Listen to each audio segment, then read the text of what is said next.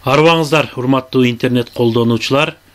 Биз бул жолу интернеттеги файлды өзүбүздүн компьютерге көчүрүү жөнүндө кыскача сөз кылабыз. Анткени өзүңүздөр билгендей, интернеттин жаңы колдонуучулары сайттан же болбосо электрондук поштадан келген файлды көчүрүүдө бир аз көйгөйлөр жаралышы мүмкүн, же көчүрө алса дагы аны жанагы кайсыл жерге сакталганын билбей убара болуп калышы мүмкүн.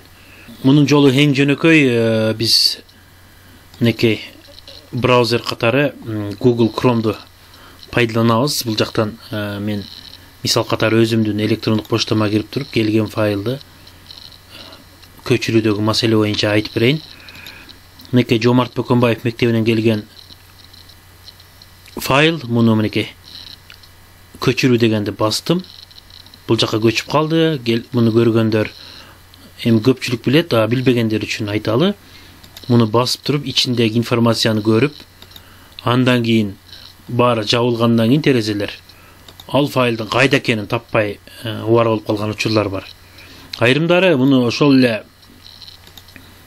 мисал үчүн поштадан көчүргөндөн кийин кайрадан көчүрөлү. Мынакей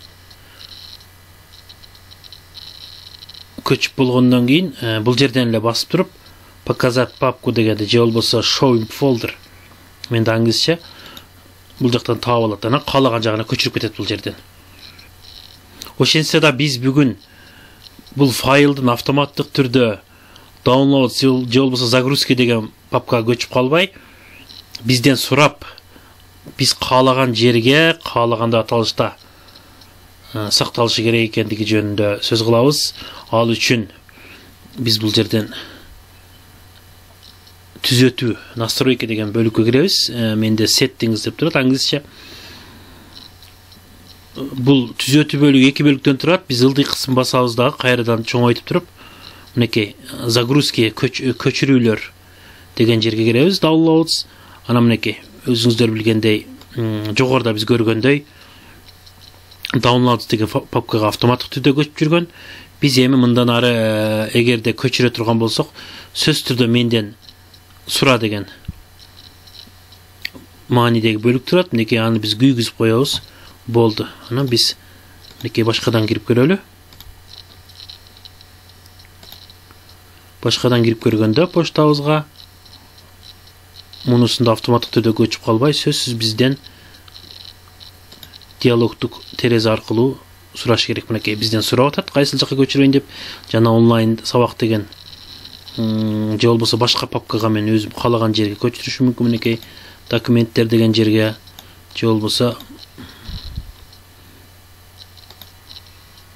жумуш стөлгө көчүрүшүм мүмкүн. Мынакей каалаган папка ачып алып же болбосо анын аталышын дагы мынакей өзүм эстеп кала тургандай 5-чи мектеп мен үчүн мынакей 05 деп туруп сактай турган болсом, энтерди же болбосо мына сактоо деген түймөчөнү сактап коебуз.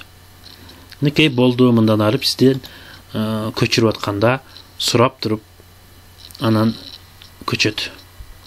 Көңүл бурганыңыздарга чоң рахмат. Ушул жана башка видео сабактарды көргүңүздөр келсе, биздин каналга кирип катталыңыздар. Тынчтыкбек Досмуратов деп издесеңиздер чыгат. Ал жерден жазылууну басып, ошол учурда коңгуроону басып койсоңуздар, бизде жүктөлгөн жаңы видеолор тууралуу сизге билдирүү барат. Көрүп турасыздар. Дагы бир жолу көңүл бурганыңыздар үчүн чоң рахмат.